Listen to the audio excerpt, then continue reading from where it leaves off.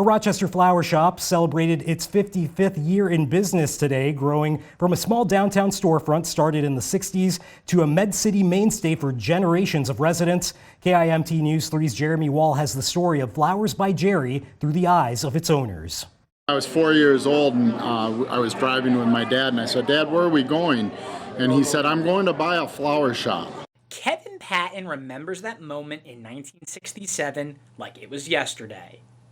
It was the seed that started his family's journey operating Flowers by Jerry, a business that's been part of Patton's life from childhood to fatherhood. From about that point on, I guess I worked at a flower shop. The very first store that we had was downtown next to Weber and Judd and in between the Plumber building and Weber and Judd.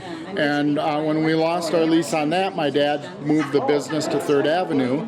And this current location used to be Whiting's Flowers. Patton eventually took over the business with his wife over 20 years ago, laying down new roots for Flowers by Jerry at its current home near Silver Lake Park, featuring a greenhouse that would be filled with petals and the patter of his 2 children's footsteps for decades. I have been working in the flower shop for my whole life. I even remember days after school where I would come in and help customers check out, or I would be designing in the design room. And I started working on weddings when I was still in high school. So the fact now that I'm back in the family business after college and a few years in a different career, I mean, it is incredible to see so many people in the community appreciate our family business and all that we offer. One of those people is Paul Calopi, who's been shopping at Flowers by Jerry since its early days. They've always been friendly, always helping out, and as a little kid I was buying plants for a terrarium and they showed me everything that I needed, and they still show me everything I need. Founders Jerry and Marlene Patton never thought their business would last this long. We didn't think about it at all. We just worked.